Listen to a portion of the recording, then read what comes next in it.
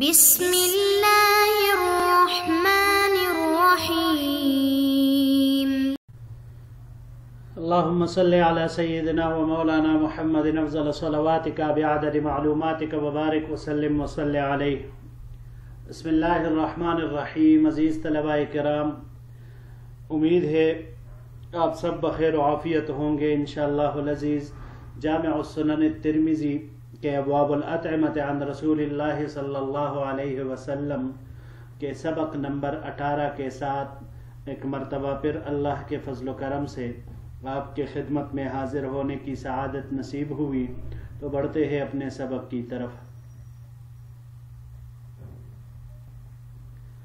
باب ما جاء فی اکل الدجاج، یہ باب ہے مرغی کے گوشت کے کانے کے بارے میں۔ وبہ قال حدثنا زید بن اخزم قال حدثنا ابو قتیبۃ عن ابی العوام عن قتادۃ عن زہدم الجرمی قال، ہمیں روایت کی زید بن اخزم نے، انہوں نے روایت کی ابو قتیبہ سے، انہوں نے روایت کی ابی العوام سے، انہوں نے روایت کی قتادہ سے، انہوں نے روایت کی زہدم الجرمی سے۔ زہدم الجرمی فرماتے ہیں دخلت علی ابی موسیٰ رضی اللہ تعالی عنہ وہو یأکل دجاجۃ، کہ میں ابو موسیٰ اشعری رضی اللہ تعالی عنہ کے پاس داخل ہوا اور وہ مرغی کھا رہے تھے۔ فقال، انہوں نے ارشاد فرمایا ادنو فکل، قریب ہو جاؤ اور کھاؤ۔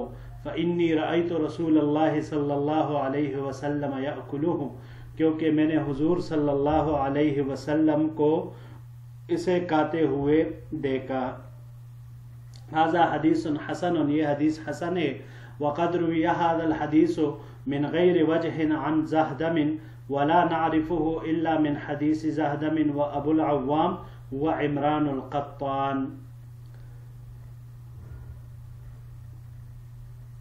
اور اس روایت کو، اس حدیث کو نقل کیا گیا ہے کئی طریقوں کے ساتھ زہدم سے، اور ہم اس کو نہیں جانتے مگر صرف زہدم کے واسطے سے۔ اور ابو العوام جن کا ذکر ہوا، یہ جو آئے ہیں قتیبہ کے بعد، تو ان کا نام عمران القطان ہے۔ وبه قال حدثنا حناد قال حدثنا وكيع عن سفيان عن أيوب عن أبي قلابة عن زهدم عن أبي موسى رضی اللہ تعالی عنہ۔ ہمیں روایت کی حناد نے، ان کو روایت کی وکیع نے، وکیع نے روایت کی سفیان سے، انہوں نے ایوب سے، انہوں نے ابی قلابہ سے، انہوں نے زہدم سے، اور انہوں نے حضرت ابو موسیٰ اشعری رضی اللہ تعالی عنہ سے کہ حضرت ابو موسیٰ اشعری رضی اللہ تعالی عنہ نے ارشاد فرمایا رأیت رسول اللہ صلی اللہ علیہ وسلم یأکل لحم دجاج، کہ میں نے حضور صلی اللہ علیہ وسلم کو دیکھا کہ آپ صلی اللہ علیہ وسلم مرغی کا گوشت کھا رہے ہیں۔ وفی الحدیث کلام اکثر من ھذا، اس حدیث میں اور بھی باتوں کا ذکر ہے۔ ھذا حدیث حسن صحیح، یہ روایت حسن صحیح ہے۔ وقد روى ایوب السختیانی ھذا الحدیث عن القاسم التمیمی عن ابی قلابۃ عن زہدم الجرمی، اور یہ حدیث ایوب سختیانی نے اس کو قاسم التمیمی سے نقل کیا ہے، انہوں نے ابی قلابہ سے اور انہوں نے زہدم الجرمی سے۔ دجاج یہ تینوں طرح کے لغات کے ساتھ استعمال ہوتا ہے، حرکات کے ساتھ۔ دال کے فتحہ کے ساتھ جیسے عام طور پر استعمال ہوتا ہے، اور یہی افصح بھی ہے، اور ضمہ کے ساتھ بھی دجاج بھی کہہ سکتے ہیں، دجاجہ بھی کہا جا سکتا ہے، اور کسرہ کے ساتھ بھی آیا ہے دجاج، دجاجہ یہ بھی کہا جا سکتا ہے۔ دجاج یہ مذکر اور مؤنث دونوں پر اس کا اطلاق ہوتا ہے، جنس ہے، اس میں جنس۔ اس کو دجاجہ اس لیے کہا جاتا ہے کہ یہ آہستہ آہستہ چلتی ہے۔ ایک تو اس روایت سے ہمیں مرغی کے کھانے کی حلت معلوم ہوئی، اس کا جواز معلوم ہوا، آپ صلی اللہ علیہ وسلم نے اس کو کھایا، ابو موسیٰ اشعری رضی اللہ تعالیٰ عنہ نے اس کو کھایا۔ ایک تو یہ بات ہمیں اس سے معلوم ہوئی. دوسری بات جو ہمیں معلوم ہوتی ہے تو حضرت ابو موسیٰ اشعری رضی اللہ تعالیٰ عنہ نے اس شخص کو، اس مہمان کو، اس راوی کو زہدم الجرمی جب ان کے خدمت میں حاضر ہوئے تو فوراً ان کو کہا کہ قریب آ جاؤ اور کھانا کھاؤ. اخلاقیات کا یہ ایک سبق ہے کہ جب بھی کوئی دوست مہمان آ جائے، کوئی پرایا آ جائے، جان پہچان بے شک نہ ہو، تعارف کوئی نہ ہو، لیکن وہ آ جائے اور آپ کھانے میں بیٹھے ہوئے ہیں تو پھر اگرچہ کھانا قلیل ہو تو ان کو ساتھ میں پھر بھی شریک کرنا چاہیے. ایک تو اس میں اجتماعیت آئے گی اور اجتماعیت کی وجہ سے برکت پیدا ہوگی، برکت آئے گی اس میں، اور اس کے علاوہ باہمی محبت اور مروت اور مودت کا بھی باعث ہے. اس سے یہ بھی معلوم ہوتا ہے. مرغی جو دیسی مرغی ہوتی ہے اس کے گوشت کے کئی فائدے ہیں. مرغی کا گوشت ہار بھی ہے، طیب بھی ہے، سریع الہضم بھی ہے، دماغ، عقل، اعضائے رئیسہ کے لیے نافع ہے، اچھے اخلاق پیدا کرتا ہے. یہ سارے بہت سارے فائدے کتابوں میں لکھے ہوئے ہیں. جبکہ بعض حضرات نے تو یہاں تک لکھا ہے کہ مرغی کے گوشت کے استعمال سے آواز میں صفائی اور رنگ میں نکھار آتا ہے. لیکن یاد رکھیں میں نے کہا کہ یہ دیسی مرغی کے بارے میں بات ہو رہی ہے. ہر جو موجودہ دور میں یہ فارمی مرغیاں اب ایک ابتلاء عام کی شکل اختیار کر چکی ہے کہ کوئی بھی اس سے محفوظ نہیں ہے، تو اس میں یہ صفات خاصیات بالکل بھی وہ نہیں پائی جاتی، کیونکہ وہ مصنوعی طریقے سے پرورش پاتی ہیں. کچھ ہی دنوں میں وہ ایک چوزے سے بڑھ کر ایک مرغی کی شکل اختیار کر جاتی ہے. حالانکہ دیسی مرغی کی ساخت وہ بہت مضبوط ہوتی ہے، الگ ہوتی ہے، اس کی گوشت میں جو غذائیت ہے وہ فارمی مرغی میں بالکل مفقود، بلکہ عنقا کہہ لے کہ اس کا کہیں نام و نشان اس میں نظر نہیں آتا. تو اس لیے ان دونوں میں کافی فرق وہ موجود ہے. بڑھتے ہیں اگلے باب کی طرف. جی، باب ما جاء فی اکل الحبارہ. یہ باب ہے تیتر بٹیر وغیرہ کھانے کے حکم کے بیان میں. وبه قال حدثنا الفضل بن سهل الأعرج البغدادي قال حدثنا إبراهيم بن عبد الرحمن ابن مهدي عن إبراهيم بن عمر بن سفينة عن أبيه عن جده قال.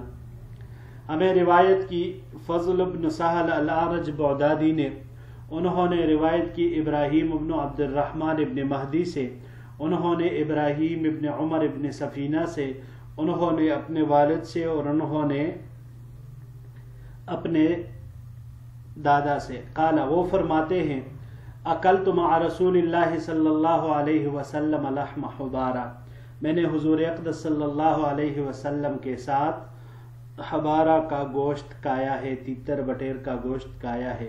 ھذا حدیث غریب لا نعرفه الا من هذا الوجه وابراہیم ابن عمر ابن سفینہ روا عنہ ابن ابی فدیک ویقول بریہ ابن عمر ابن سفینہ.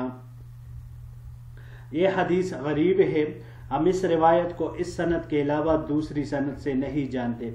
ابراہیم ابن عمر ابن سفینہ سے ابن ابی فدیک نے، جن کا نام ابن ابی فدیک، ان کا نام محمد ابن اسماعیل ابن مسلم ابن ابی فدیک الدیلی المدنی ہے، کنیت ابو اسماعیل ہی ہے. انہوں نے روایت کی ہے، انہوں نے بریہ ابن عمر ابن سفینہ، جو کہ بریہ یہ ابراہیم کی تصغیر ہیں، ان سے یہ حدیث، اس حدیث کو ذکر کیا ہے. حبارہ، حبارہ یہ پرندے کا نام ہے، تیتر بٹیر جسے ہم کہتے ہیں ہماری زبان میں. اس نوعیت کے پرندے کو حبارہ کہا جاتا ہے. بعض اسے سرخاب کہتے ہیں، کچھ نے چکا چکوئی کا نام بھی لکھا ہے. پارسی میں اسے ہوبرا کا کہتے ہیں. شوال کا نام بھی اس کا ذکر ہے، منقول ہے. یونانی میں اسے غلوفس کہا جاتا ہے، ترکی میں اسے عذرا کہا جاتا ہے، اور ہندی میں چرز اسے کہا جاتا ہے یا چرز. لیکن وہ علی کل حال یہ ایک جنگلی پرندہ ہے، اس کا رنگ مٹیالہ، گردن بڑی اور پاؤں لمبے ہوتے ہیں، کبیر العنق ماد اللون، اور اس کی چونچ وہ بھی قدرے طویل ہوتی ہے، لیکن اس کی اڑان وہ بہت تیز ہوتی ہے۔ اس کے گوشت کی لذت مرغی اور بطخ دونوں سے ملتی جلتی ہے، اس کے قریب قریب ہے۔ اس کے بہت سارے فوائد اور خصوصیات بھی ہیں، کچھ نقائص بھی کہہ سکتے ہیں۔ حبارہ کا گوشت معتدل اور متوسط ہوتا ہے، یعنی نہ تو اس میں مرغ کی خاصیت پائی جاتی ہے اور نہ بطخ کی، مرغ کی طرح زود ہضم اور نہ بطخ کی طرح دیر ہضم۔ اس کی تاثیر گرم و تر ہے۔ حکماء نے حبس ریح کے لیے اس کو مفید قرار دیا ہے، جبکہ مفاصل کے درد اور کے درد کے لیے نقصان دہ قرار دیا ہے اس کا استعمال کرنا۔ حبارہ اس میں حماقتیں بھی پائی جاتی ہے جو اس کے نقائص میں شمار ہوتی ہے۔ کہتے ہیں کہ اگر اس کے بال نوچ لیے جائیں نا تو اس غم سے یہ مر جاتا ہے، اور یہ عام طور پر سنگلاخ علاقوں میں پایا جاتا ہے۔ اس کے پیٹ میں ایک ایسا موتی یا پتھر پایا جاتا ہے کہ اگر کوئی کثیر الاحتلام شخص وہ پتھر اپنے پاس رکھے تو کثرت احتلام سے وہ بچا رہے گا۔ یہ مجربات میں سے ہے، تجربے لوگوں نے کیے ہوئے ہیں، کتابوں میں مذکور ہے۔ بعض کہتے ہیں کہ وہ ایک قیمتی موتی ہے، تو جب اس کے بدن سے وہ خارج ہو جاتا ہے تو یہ خود ہی اپنے تمام پروں کو اکیڑ دیتا ہے، اور یہی اس کی ہلاکت کا سبب اور وجہ بن جاتی ہے۔ یہ روایت سفینہ رضی اللہ تعالیٰ عنہ نے نقل کی۔ سفینہ یہ حضور نبی کریم صلی اللہ علیہ وسلم کے مولا کا لقب تھا، اور ان کو سفینہ اس لیے کہا جاتا تھا کہ یہ سفر میں بہت سارا سامان اپنے اوپر لاد کر وہ چل پڑتے تھے۔ یہ وہی صحابی رسول صلی اللہ علیہ وسلم ہے کہ جو ایک مرتبہ جنگل میں جا رہے تھے، راستہ گم کر بیٹھے، تو اعلان کیا۔ ایک روایت میں یہی آیا ہے کہ جنگل میں راستہ گم کر بیٹھا، دوسرے میں یہ آیا ہے کہ جبکہ ایک روایت میں ہے کہ روم کے علاقے میں گئے تھے، تو جہاں پر رومیوں کے ساتھ جنگ تھی انہوں نے قید کرنا چاہا، وہاں سے بھاگے تاکہ اپنے ساتھیوں کے ساتھ جا ملے، تو راستہ گم کر بیٹھے وہاں پر۔ ایک روایت جو مسند حاکم میں ہے کہ کشتی ٹوٹ گئی، ایک تختے کے ذریعے سے خود کو بچایا، تو وہ تختہ اسی جگہ جا کے رکا جہاں شیر کے کچار تھی۔ تو بہرحال جو بھی واقعہ ہو، تو یہ فرماتے کہ شیر جب سامنے آیا تو میں نے اس کو کہا کہ اے ابو الحارث، یہ شیر کی کنیت ہے کہ میں حضور نبی کریم صلی اللہ علیہ وسلم کا غلام ہوں، میں راستہ گم کر بیٹھا ہوں، میری رہنمائی کر۔ تو شیر نے فوراً سر جھکایا اور ان کے آگے آگے چلنے لگا، یہاں تک کہ ان کو صحیح راستے پر ڈال دیا۔ تو یہ وہی مشہور صحابی ہے حضرت سفینہ رضی اللہ تعالی عنہ۔